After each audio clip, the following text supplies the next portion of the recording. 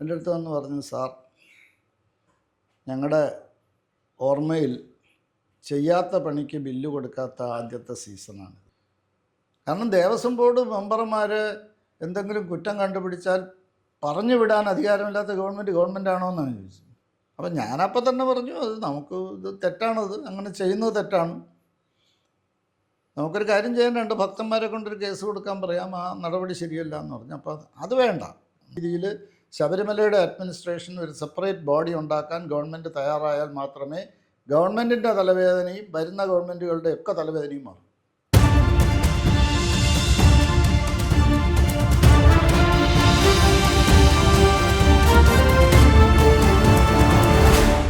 തിരുവിതാംകൂർ ദേവസ്വം ബോർഡിൻ്റെ തന്നെ നിയന്ത്രണത്തിൽ വേണമെന്നില്ലല്ലോ ശബരിമല ക്ഷേത്രത്തിന് ഒരു പ്രത്യേക ബോഡി കോൺസ്റ്റിറ്റ്യൂട്ട് ചെയ്ത്, അത് ദേശീയ തീർത്ഥാടന കേന്ദ്രമാണ്. സ്റ്റേറ്റ് ഗവൺമെൻറ്റിൻ്റെയും സെൻട്രൽ ഗവൺമെൻറ്റിൻ്റെയും നിയന്ത്രണത്തിൽ ഇത് കൊണ്ടുവന്നാൽ ഒരു പരിധിവരെ ഈ അവിടുത്തെ കൊള്ള തടയാനൊക്കുമോ? അതാണ് എൻ്റെ ഒരു സംശയം. 2, അങ്ങ് എനിക്കറിയാവുന്ന മറ്റ് ചില ആളുകൾ, ഉണ്ണികൃഷ്ണൻകുറ്റി മാത്രമല്ല, ശബരിമല സന്നിധാനത്തെ ശബരിമല ക്ഷേത്രത്തിനെ നിയന്ത്രിക്കുന്ന പുറമേയുള്ള ചില ആളുകളുണ്ട്.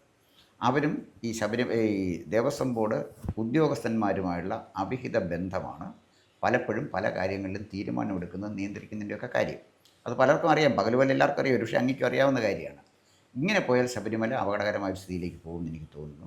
ശബരിമല ക്ഷേത്രത്തെ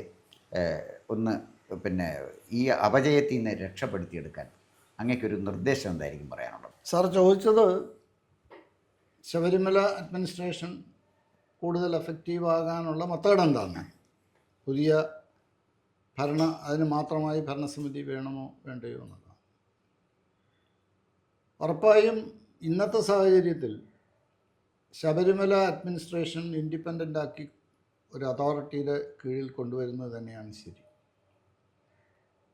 എനിക്ക് ആ അഭിപ്രായം നേരത്തെ ഉണ്ടായിരുന്നില്ല, ഒരു 1-2 വർഷത്തിന് മുമ്പ് വരെയെങ്കിലും.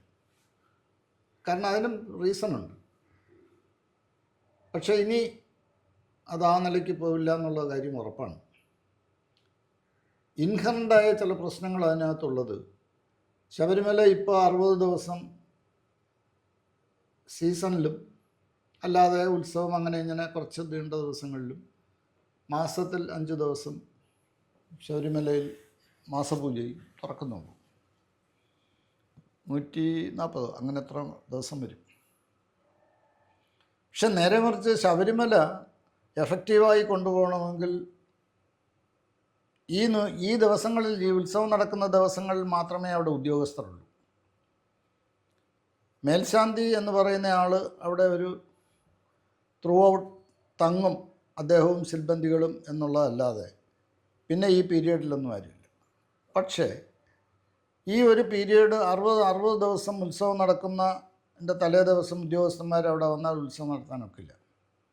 അവിടുത്തെ ലേലം, സാധനങ്ങളുടെ ലേലം ഏകദേശം 1000-1100 ഐറ്റം ലേലം ഒരു വർഷം നടക്കും. ലേലം ഒരു ലോങ് പ്രൊസീജിയറാണല്ലോ, നോട്ടിഫിക്കേഷൻ ഉൾപ്പെടെയുള്ളത്.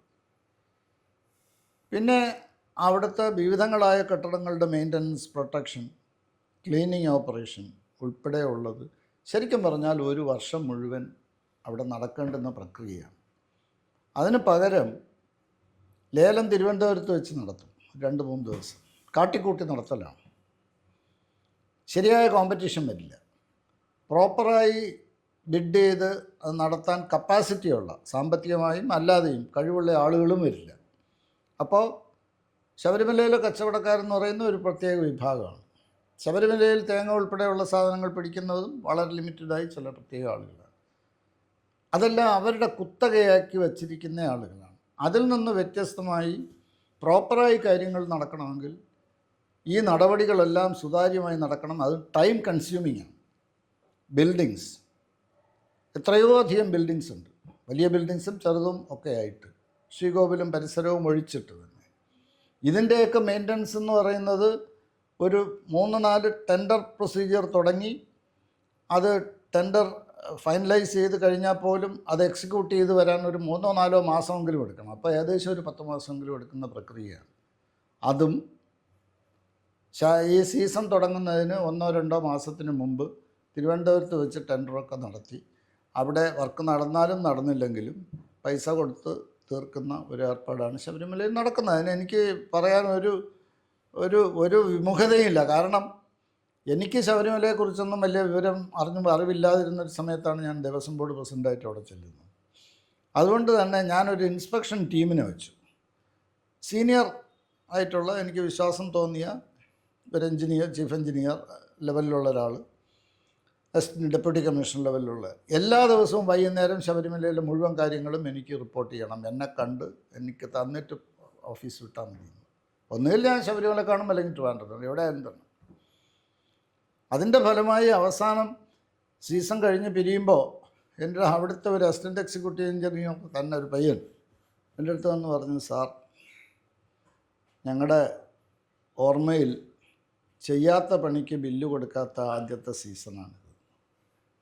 ഇതൊരു സത്യമാണ്. ഞാൻ ഇപ്പോൾ അത് വെട്ടിത്തുറന്ന്, ഞാൻ ഇതുവരെയൊന്നും അങ്ങനെയൊന്നും പറഞ്ഞില്ല. ഫ്രണ്ടിൽ മാത്രം വൈറ്റ് വാഷ് ചെയ്തിട്ട് മുഴുവൻ കെട്ടിടം വൈറ്റ് വാഷ് ചെയ്തതായിട്ടാണ് കണക്ക്. ഇതാണ് അവിടെ നടക്കുന്നത്. അപ്പോൾ ഇതെല്ലാം നോക്കണമെങ്കിൽ ഒരു ദിവസം രാവിലെ സീസൺ നട തുറക്കുന്നതിൻ്റെ തലേ ദിവസം പോകുന്ന പ്രസിഡന്റിന് പറ്റില്ല, മെമ്പർമാർക്കും പറ്റില്ല, ഉദ്യോഗസ്ഥന്മാർക്കും പറ്റില്ല. കാരണം ഈ കൊണന്തടുപ്പിൽ അവിടെ പോയില്ല. ഞാനവിടെ പലപ്പോഴും നട തുറക്കാത്ത സമയത്ത് പോയി നിന്നിട്ടുണ്ട്, അവിടെ മുഴുവൻ നടന്ന് നോക്കിയിട്ടുണ്ട്. അങ്ങനെ ദൈനംദിനം അവിടെ ഒരു കണ്ണുള്ള ഒരു ഭരണസമിതി പ്രവർത്തിച്ചാൽ മാത്രമേ ശബരിമല ഇനി നേരെ പോകൂ. അതിന് സ്വതന്ത്രമായി ഇപ്പോൾ ദേവസ്വം ബോർഡിൻ്റെ അതേ കോൺസ്റ്റിറ്റ്യൂഷൻ രീതിയിൽ ശബരിമലയുടെ അഡ്മിനിസ്ട്രേഷൻ ഒരു സെപ്പറേറ്റ് ബോഡി ഉണ്ടാക്കാൻ ഗവൺമെൻറ് തയ്യാറായാൽ മാത്രമേ ഗവൺമെൻറ്റിൻ്റെ തലവേദനയും വരുന്ന ഗവൺമെൻറ്റുകളുടെ ഒക്കെ തലവേദനയും മാറും. അതാണ് എൻ്റെ ഖണ്ഡിതമായ അഭിപ്രായം. പക്ഷേ അത് നടക്കുമെന്നുള്ള പ്രതീക്ഷ എനിക്കില്ല. കാര്യം ഈ പിണറായി ഗവൺമെൻറ് ആദ്യം അധികാരത്തിൽ വന്ന് ഒരു മാസം കഴിയുമ്പോൾ മുഖ്യമന്ത്രി തന്നെ എന്നെ വിളിച്ചിട്ട് എൻ്റെ അടുത്തൊരു കാര്യം ആവശ്യപ്പെട്ടു. നിങ്ങൾ ഈ ശബരിമലയിൽ ദേവസ്വം ബോർഡിൻ്റെ ഭരണം ഇപ്പോൾ നേരെ സ്വതന്ത്രമായി നടത്തി പോകാൻ കഴിയുന്നില്ല. കോടതിക്കാണ് അതിൻ്റെ നിയന്ത്രണം മുഴുവൻ. അപ്പോൾ അതിലൊരു മാറ്റം വരുത്തണം എന്ന് പൊതു അഭിപ്രായമുണ്ട്. അപ്പോൾ എന്താ ചെയ്യേണ്ടതെന്ന് നിങ്ങൾ ആലോചിച്ചിട്ടൊന്ന് പറയണം എന്ന് പറഞ്ഞു. അപ്പം ഞാനപ്പോൾ തന്നെ പറഞ്ഞു, ഇത് തെറ്റാണത്, അങ്ങനെ ചെയ്യുന്നത് തെറ്റാണ്. നമുക്കൊരു കാര്യം ചെയ്യാനുണ്ട്, ഭക്തന്മാരെ കൊണ്ടൊരു കേസ് കൊടുക്കാൻ പറയാം, ആ നടപടി ശരിയല്ല എന്ന് പറഞ്ഞു. അപ്പോൾ അത് വേണ്ട എന്ന് പറഞ്ഞു. ഞാൻ പറഞ്ഞു, എങ്കിൽ പിന്നെ നമുക്ക് നിയമനിർമ്മാണം നടത്താം, അങ്ങനെ ചെയ്താൽ മതി എന്ന് പറഞ്ഞു. വളരെ സിമ്പിളായി പറഞ്ഞ പോലെ എനിക്ക് തോന്നി. ഞാൻ പറഞ്ഞു, ശരി, അത് നോക്കാം, ഒരു കമ്മിറ്റി കോൺസ്റ്റിറ്റ്യൂട്ട് ചെയ്യണം. കമ്മിറ്റിയൊന്നും വേണ്ട, നിങ്ങൾ തന്നെ ഒരു നിയമം തയ്യാറാക്കിയാൽ മതി എന്ന് പറഞ്ഞു. എനിക്ക് വല്ലാതെ തോന്നി, അത് വലിയ പ്രയാസമുള്ളൊരു കാര്യം. ശരി, ഞാൻ നോക്കാമെന്ന് പറഞ്ഞിട്ട് പോയിട്ട് ഒരാഴ്ച കഴിഞ്ഞ് എൻ്റെ അടുത്ത് കണ്ടപ്പോൾ പറഞ്ഞു, ഞാൻ എല്ലാ സഹായങ്ങളും ചെയ്തു തരാം. പിന്നെ നിങ്ങളെല്ലാ സംസ്ഥാനങ്ങളിലെയും ക്ഷേത്രങ്ങളുടെ നിയമം വാങ്ങിക്കണം. അവിടുത്തെ ഹിന്ദുക്കളും ഇവിടുത്തെ ഹിന്ദുക്കളും ഒരുപോലെയാണല്ലോ, ഇങ്ങനെ തന്നെയാണ് പറഞ്ഞത്. അപ്പോൾ അത് പഠിച്ചിട്ട് നിയമം ഉണ്ടാകും. ഫലത്തിൽ ഞാൻ ഒരുപാട് സ്ട്രെയിൻ എടുത്തു. ഞാൻ തന്നെ നിയമം എഴുതി തയ്യാറാക്കി. ഒരുപാട് പ്രാവശ്യം സി എമ്മിൻ്റെ ഏറ്റവും അടുത്തുള്ള ആളുകളും ആയിട്ട് ഇരുന്ന് ഡിസ്കസ് ചെയ്തു. നിയമം ഫൈനലൈസ് ചെയ്ത് കഴിഞ്ഞപ്പോൾ ഏകദേശം സ്ത്രീ പ്രവേശനത്തിൻ്റെ ഘട്ടമെത്തി. അപ്പോൾ പ്രിൻ്റ് ചെയ്തു, പലപ്പോഴും ഡിസ്കസ് ചെയ്തു, മാറ്റങ്ങൾ സജസ്റ്റ് ചെയ്ത് മാറ്റി. അപ്പോൾ അത് നമുക്ക് ബില്ല് അവതരിപ്പിക്കാം എന്ന് സി എം പറഞ്ഞു. ഞാൻ പറഞ്ഞു, എനിക്ക് ഇത് ഹൈക്കോടതിയുടെ അധികാരം എടുത്തു മാറ്റുന്നതാണ് പ്രധാനമായി. ഹൈക്കോടതിയുടെ അധികാരം എന്ന് പറഞ്ഞാൽ ഇപ്പോൾ ആരും മനസ്സിലാക്കുന്നത് പോലെയല്ല. ഹൈക്കോടതി ഭരണമൊക്കെ നല്ലത് തന്നെയാണ്. പക്ഷേ പൂർണ്ണമായി ഇപ്പോൾ ദേവസ്വം ബോർഡ് ഭരിക്കുന്നത് ഹൈക്കോടതിയാണ്. കേരളത്തിലെ പ്രധാനപ്പെട്ട എല്ലാ ക്ഷേത്രങ്ങളിലും ഹൈക്കോടതി വച്ചിട്ടുള്ള കമ്മീഷണർമാരുണ്ട്. ഉദ്യോഗസ്ഥന്മാർക്ക് യാതൊരു റോളുമില്ല. ദൈനംദിനം ട്രാൻസ്ഫർ ഉൾപ്പെടെയുള്ള സകല കാര്യങ്ങൾക്കും ഹൈക്കോടതിയുടെ അംഗീകാരം വേണം. പൂജാതി കാര്യങ്ങളിൽ മന്ത്രം എന്താണ് എന്ന് പറയുന്നത് ഒഴിച്ച് ബാക്കിയെല്ലാം ഹൈക്കോടതി ഏറ്റെടുത്തിട്ടുണ്ട്. അതെന്തുകൊണ്ടെന്ന് ചോദിച്ചാൽ ബോർഡിൻ്റെ ഇൻഎഫിഷ്യൻസിയാണ്. ബോർഡ് ആവശ്യമില്ലാതെ അങ്ങോട്ട് പോയി സാങ്ഷൻ ചോദിക്കുന്നതാണ്. അപ്പോൾ ദേവസ്വം കൺട്രോൾ മുഴുവൻ കോടതിക്കുള്ള വന്നു. ഒരിക്കലും കോടതിയിൽ വരുന്നതിനോട് ഹൈന്ദവ സംഘടനകൾക്ക് യോജിപ്പില്ല എന്നെനിക്ക് പേഴ്സണലായി അറിയാം. പക്ഷേ ഇപ്പോൾ ഈ ആക്ഷേപങ്ങൾ വരുമ്പോൾ അതാണ് നല്ലത് എന്നുള്ളിടത്ത് വന്നുപോയി. അത് പോട്ടെ. അപ്പോൾ ഇത് നിയന്ത്രണം മാറ്റണം എന്നുള്ളതായിരുന്നു ഒരു കാര്യം. അപ്പോൾ ഞാൻ പറഞ്ഞു ഈ നിയമം ഫൈനലൈസ് ചെയ്തു, ചർച്ച ചെയ്തു. ഓരോ വകുപ്പും CM ഇരുന്ന് ചർച്ച ചെയ്തു, അവതരിപ്പിക്കാമെന്ന് പറഞ്ഞു. അപ്പോൾ ഞാൻ പറഞ്ഞു ഇത് ഒരു സീനിയർ ആരെങ്കിലും കൂടെ കാണിച്ച് ഒരു അപ്രൂവൽ വാങ്ങിക്കണം. അതെന്തിനാന്ന് ചോദിച്ചു. ഞാൻ പറഞ്ഞൊരു എൻ്റെ ഒരു ധൈര്യത്തിന് ആര് വേണമെന്ന് ചോദിച്ചു. ഞാൻ പറഞ്ഞു ഏതെങ്കിലും ഹൈക്കോടതി ജഡ്ജിമാരെ. ഞാൻ പറഞ്ഞു അതും പോരാ, സുപ്രീം കോടതിയിലെ ഏതെങ്കിലും സീനിയർ ലായേഴ്സ് എന്ന് പറഞ്ഞു. എനിവേ ഞാനത് ദീർഘിപ്പിക്കുന്നില്ല. CM തന്നെ ചില റിട്ടയേർഡ് സുപ്രീം കോടതി ജഡ്ജിമാരുടെ പേര് പറഞ്ഞു. ചെന്നൈ പോയി അത് കാണിച്ച് ഡിസ്കസ് ചെയ്തു. 2 ദിവസം തങ്ങി ഡിസ്കസ് ചെയ്ത് ഞാൻ ലാ സെക്രട്ടറിയും കൂടെ കൊണ്ടുപോയി അദ്ദേഹത്തിൻ്റെ ഒപ്പീനിയൻ വാങ്ങിച്ചു. അത് കഴിഞ്ഞ് ഇവിടെ വന്നപ്പോൾ ഒരു സാഹചര്യത്തിൽ നമ്മളെ കെ കെ വേണുഗോപാലിൻ്റെ ശ്രദ്ധയിൽ ഇങ്ങനൊരു നിയമത്തിൻ്റെ കാര്യം എനിക്ക് തന്നെ ഒരിക്കൽ പറയേണ്ടി വന്നു. അവിടെ ഈ പന്തളം കൊട്ടാരത്തിൻ്റെ ഒരു കേസ് കിടപ്പുണ്ട്. കെ വേണുഗോപാലാണ് അപ്പിയർ ചെയ്യുന്നത് നമുക്ക് വേണ്ടി, ഗവൺമെൻറ്റിന് വേണ്ടി. അപ്പോൾ ഞാൻ പറഞ്ഞു ഇങ്ങനൊരു നിയമമുണ്ട്.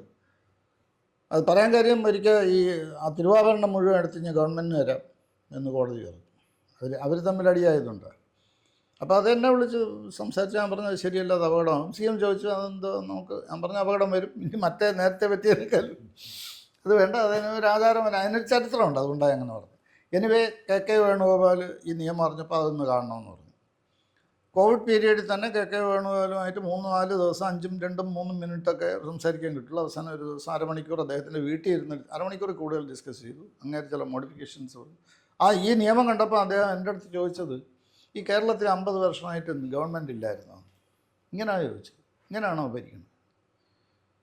കാരണം ദേവസ്വം ബോർഡ് മെമ്പർമാർ എന്തെങ്കിലും കുറ്റം കണ്ടുപിടിച്ചാൽ പറഞ്ഞു വിടാൻ അധികാരമില്ലാത്ത ഗവൺമെൻറ് ആണോ എന്നാണ് ചോദിച്ചത്. ഇങ്ങനെയാണ് ആ നിയമം കിടക്കുന്നത്. അപ്പോൾ കെ വേണുഗോപാൽ പിന്നെ അത് വാങ്ങിച്ചിട്ട് അദ്ദേഹം കുറേ കൂടെ സീരിയസ് ആയിട്ട് നോക്കി അല്പസട്ടം ചില മോഡിഫിക്കേഷൻസ് വരുത്തി അയച്ചു തന്നു. CM പിന്നെയും ഒന്ന് ചർച്ച ചെയ്തു, അവതരിപ്പിക്കാൻ കൊടുത്തു.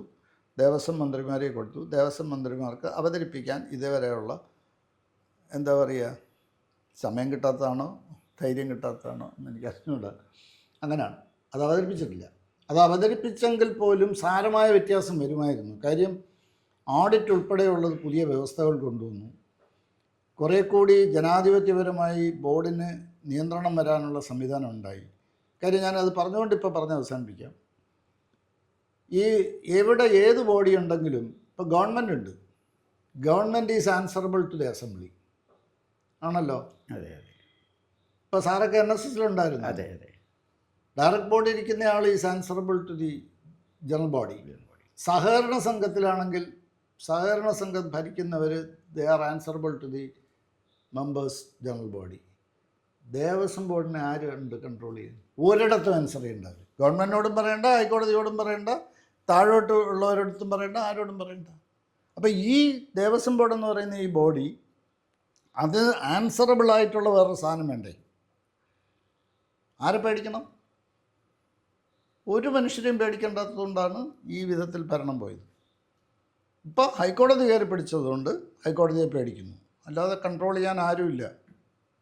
അപ്പോൾ അതാണ് ആ നിയമത്തിൽ വ്യത്യാസം വരുന്നത്. പിന്നെ നിയമം പഴയ കാലത്തെ നിയമം, അതിൽ ഒരു കാര്യം ഞാൻ ഇപ്പോഴും ആ പുസ്തകം എടുത്ത് സാർ വേണമെങ്കിൽ ഒന്ന് വായിച്ചു നോക്കണം. അതിലിപ്പോഴും പറഞ്ഞിരിക്കുന്നത് പിന്നെ Thiruvithamkoor penal code, Indian penal code എന്നാണെന്ന് കുട്ടികൾക്കും അറിയാം. ഇപ്പോഴും ഈ ആക്ട് കിടക്കുന്നത് ട്രാവൻകൂർ പീനൽ കോഡ് എന്നാണ്. അതുപോലുള്ള കുറേ അബ്സേർഡ് വാക്കുകളാണ് ഇപ്പോഴും കിടക്കുന്നത്. Cochin penal code, Travancore penal code, section 25 അനുസരിച്ചെന്നൊക്കെയാണ് പറഞ്ഞിരിക്കുന്നത്. പബ്ലിക് സർവൻറ്റ് ആരാന്നുള്ളതിൻ്റെ ഡെഫിനിഷൻ IPC ആണ് ഈ രാജ്യത്ത് നിലവിലുള്ളതെന്ന് ഇപ്പോൾ 1-ാം ക്ലാസ്സിലെ കുട്ടിക്ക് അറിയാം. ഈ നിലയ്ക്കാണ് ആ നിയമം ഇപ്പോഴും കിടക്കുന്നത്. അപ്പോൾ അത് ഭേദഗതി ചെയ്യേണ്ട ആവശ്യമുണ്ട്. ഞാൻ നേരത്തെ എഴുതി കൊടുത്തതിലും ശബരിമലയ്ക്ക് ഒരു ഡെവലപ്മെൻറ്റ് അതോറിറ്റി എന്നൊരു ചാപ്റ്റർ കൊണ്ടുവന്നു. അതിൽ ഒരു ചീഫ് സെക്രട്ടറി ലെവലിലുള്ള ഉദ്യോഗസ്ഥനും ബാക്കി കുറേ എക്സ്പേർട്സും ഉള്ളൊരു ബോഡി ആയിട്ടാണ് ഞാൻ അമെൻമെൻറ്റ് എഴുതിയത്. എനിക്കിപ്പോൾ തോന്നുന്നു അതും പോരാ. ഇനി അന്ന് ഞാൻ അങ്ങനെയൊക്കെ ചെയ്യാൻ കാര്യം ഈ വരുമാനം പോയാൽ ദേവസ്വം ബോർഡ് നിന്നു പോകുമെന്നാണ്. അതൊരു മിഥ്യാധാരണയാണ്. ശബരിമലയുടെ മാത്രം വരുമാനം കൊണ്ട് ദേവസ്വം ബോർഡ് നിലനിൽക്കുക എന്ന് പറയുന്നത് തെറ്റാണ്. ശബരിമല ഇപ്പോൾ സാറ് നേരത്തെ മലയാളപ്പുഴ പറഞ്ഞു, മറ്റേ ചെങ്ങന്നൂർ അല്ല അതുകൊണ്ടല്ലോ ചെട്ടികുളങ്ങര പറഞ്ഞു. ഇതുപോലെ നിരവധി ക്ഷേത്രങ്ങൾ, വരുമാനമുള്ള ക്ഷേത്രമുണ്ട്. ആ ക്ഷേത്രങ്ങളുടെ വരുമാനം പൂർണ്ണമായി ചോർന്നു പോകുന്നു എന്നുള്ളതാണ് ദേവസ്വം ബോർഡിൻ്റെ കുഴപ്പം. സാമ്പത്തിക ശേഷിക്ക് പ്രശ്നം വരുന്നത്. അല്ലാതെ ശബരിമല പോയാലും ഒന്നും സംഭവിക്കില്ല. ഇവിടെ തിരുവല്ലത്തൊരു ക്ഷേത്രമുണ്ട്, തുളസിക്കൊക്കെ അറിയാമല്ലോ, പോയി കണ്ടിട്ടുണ്ടല്ലോ. ഒരു ദിവസം അവിടുത്തെ ഈ തന്ത്രിയല്ല, ഈ മന്ത്രം പറഞ്ഞു കൊടുക്കുന്ന ആളിൻ്റെ വരുമാനം ലക്ഷങ്ങളാണ്. അത് ബോർഡിനില്ല. അവിടെ പ്രസാദം ഉണ്ടാക്കി കൊടുക്കും, കഞ്ഞിയാണ്. അത് മാറ്റി ഞാൻ മറ്റേ ഫുഡ് കണ്ടെയ്നറിലാക്കി എല്ലായിടത്തും, മലയാളപ്പുഴ ഉൾപ്പെടെ ആക്കി. ഞാൻ ഇറങ്ങിയപ്പോൾ അത് മാറി. അപ്പോൾ നമ്മുടെ ക്ഷേത്രങ്ങളിലെ പ്രസാദങ്ങൾ മാത്രം വിറ്റുള്ള വരവ് കൊണ്ട് തിരുവിതാംകൂർ ദേവസ്വം ബോർഡ് നിലനിൽക്കും. അപ്പോൾ അതുകൊണ്ട് ശബരിമല സെപ്പറേറ്റ് അതോറിറ്റിയുടെ കീഴിൽ കൊണ്ടുവന്ന പുതിയ നിയമം ഉണ്ടാവുകയും, അത് സ്റ്റേറ്റ് ഗവൺമെൻറ്റിന് പവറുള്ള കാര്യമാണ്. സ്റ്റേറ്റ് ഗവൺമെൻറ് പുതിയ നിയമം ഉണ്ടാക്കി ശബരിമലയെ ഒരു ഇൻഡിപെൻഡൻറ്റ് സ്റ്റാറ്റ്യൂട്ടറി ബോഡിയാക്കി മാറ്റണം. ശബരിമലയെ ഒരു ഇൻഡിപെൻഡൻറ്റ് സ്റ്റാറ്റ്യൂട്ടറി ബോഡിയാക്കി അതോറിറ്റിയുടെ കീഴിൽ കൊണ്ടുവരണം. ഇൻഡിപെൻഡൻറ്റ് സ്റ്റാറ്റ്യൂട്ടറി ബോർഡിൻ്റെ കീഴിൽ കൊണ്ടുവരണം. അങ്ങനെ ആ ഒരു സാഹചര്യത്തിൽ വന്നെങ്കിലേ ഈ കൊള്ളക്കാരിൽ നിന്നും ഈ മഹാക്ഷേത്രത്തെ സംരക്ഷിക്കാൻ. കാരണം ഇല്ലെങ്കിൽ ഈ പറയുന്ന കുഴപ്പം, ഞാനാണെങ്കിലും അവിടെ പോകുന്ന ഈ 60 ദിവസം ഉത്സവം തുടങ്ങണതിൻ്റെ തലേ ദിവസം അല്ലെങ്കിൽ തലേ ദിവസം പോവും, 3 ദിവസം നിന്നിട്ട് തിരിച്ചു വരും. ഒരാളും അവിടെ നിൽക്കുന്നില്ലല്ലോ. അവിടെ ആകെ ഒരു പോറ്റി മാത്രം ഇരിപ്പുണ്ട്. അദ്ദേഹത്തിനെ ഇരുത്തിയിട്ട് എന്താ കാര്യം? ഒരു കാര്യവുമില്ല. അപ്പം അതുകൊണ്ട് ആ ഒരു വലിയ സമ്പത്ത് ഇപ്പോൾ തന്നെ നല്ല വരുമാനമുള്ളൊരു സ്ഥാപനമായി മാറിയില്ലേ. അതുകൊണ്ട് അതാണ് ശരി. തീർച്ചയായിട്ടും നമ്മൾ സാർ പറഞ്ഞതുപോലെ ഇപ്പം ഒരു പുതിയ അറിവാണിത്. ശബരിമല ക്ഷേത്രത്തിലെ വരുമാനം കൊണ്ട് മാത്രമല്ല, അപ്പോൾ ശബരിമല ക്ഷേത്രം വേറെ ഒരു പ്രത്യേക ഒരു സ്റ്റാറ്റ്യൂട്ടറി ബോർഡിൻ്റെ കീഴിലാക്കുന്നുണ്ട്. ഒരു കുഴപ്പവുമില്ല. അത് ഒന്ന് മനസ്സിലാക്കാൻ ഇപ്പോഴത്തെ ഗവൺമെൻറ്റിനോ ഇനിയും വരുന്ന ഗവൺമെൻറ്റിനോ കഴിഞ്ഞാൽ ഒരു പറ്റം കള്ളന്മാരിൽ നിന്നും ഈ ക്ഷേത്രത്തെ സംരക്ഷിക്കാനും ഇവിടുത്തെ ആചാരക്രമങ്ങൾ പാലിച്ചു. ഒരു കാര്യം കൂടെ ഞാൻ പറയാം. ഈ പഴയ കാലത്ത് മഹാരാജാവ് 1811 ഇത് ഏറ്റെടുക്കുന്നത് ക്ഷേത്രങ്ങൾ. അന്ന് ഉണ്ടായിരുന്ന കുറേ സമ്പത്തുണ്ട്. അന്ന് 33,000 ഹെക്ടർ വനഭൂമിയും 30,000 ഹെക്ടർ കൃഷിഭൂമിയുണ്ട്. ഇപ്പോൾ അതെവിടെ കിടക്കുന്നു എന്ന് അറിഞ്ഞൂടാ. ഈ ക്ഷേത്രങ്ങൾ പോലും പലതും സ്വകാര്യ വ്യക്തികളുടെ കയ്യിരിക്കുന്നത് അതാണ്. ഇപ്പോൾ കാശിയിൽ നമുക്കൊരു സ്ഥലമുണ്ട്. ഒരു മനുഷ്യൻ അവിടെ തിരിഞ്ഞു നോക്കിയിട്ടില്ല. കാശിയുടെ ഇമ്പോർട്ടൻസ് അറിയാമല്ലോ. അവിടെ 20 സെൻറ്റിൽ കൂടുതൽ സ്ഥലവും ഒരുപാട് പൊടഞ്ഞു വീഴാറായ കെട്ടിടവുമുണ്ട്. അവിടെ ഒരു സെൻറ്റ് വിറ്റാൽ പോലും കോടികളാണ്. അതുപോട്ടെ, ഒരു കൊച്ചു മുറി ഉണ്ടാക്കിയാൽ 10,000 രൂപയാണ് ഡെയിലി വാടക കിട്ടുന്നത്. ഇങ്ങനെ അന്യാധീനമായി പോകുന്ന ധാരാളമുണ്ട്. അപ്പോൾ ഇതുപോലൊരു അതോറിറ്റി വന്നാൽ മാത്രമേ ഇതെല്ലാം എഫക്റ്റീവായിട്ട് മാനേജ് ചെയ്യാൻ പറ്റുള്ളൂ. ഇപ്പോൾ പോയ വസ്തുക്കൾ തിരിച്ചു പിടിക്കൽ പ്രയാസമായിരിക്കില്ല. ഉള്ള വസ്തുക്കൾ, ഒരു ഉദാഹരണം കൂടെ ഞാൻ പറയാം. 315 ഏക്കർ റബ്ബറുണ്ട് നിലയ്ക്കൽ. ഒരു വർഷം 15 ലക്ഷത്തിൽ കൂടുതൽ വരുമാനം അവിടുന്ന് കിട്ടിയിട്ടില്ല. 315, 1 ഏക്കറുള്ളവൻ്റെ വരുമാനം എത്രയായിരിക്കും? റബ്ബർ 315 ഏക്കറാണ്. പണ്ട് ഈ നിലയ്ക്കൽ ഇടത്താവളത്തിന് വേണ്ടി കിട്ടിയ ഇതേപോലെ പാലായിലും കോട്ടയത്തും ഈ ചങ്ങനാശ്ശേരി ചെങ്ങന്നൂർ ഭാഗങ്ങളിലും ഒക്കെ ധാരാളം റബ്ബർ ഉള്ള സ്ഥലങ്ങൾ, ക്ഷേത്രങ്ങളുണ്ട്. കുറേശ്ശെ 1 ഏക്കർ 1.5 ഏക്കർ ആണെങ്കിൽ പോലും. പക്ഷേ ഇതിൻ്റെ ഒന്നും വരുമാനമില്ല, ദേവസ്വം ബോർഡിനില്ല. അപ്പം ഇതൊക്കെ നോക്കിയെടുക്കാനും അത് ഫലപ്രദമായി വിനിയോഗിക്കാനും അങ്ങനെ ഈ അതോറിറ്റി ഉണ്ടാവുന്നത് തന്നെയാണ് ശരി.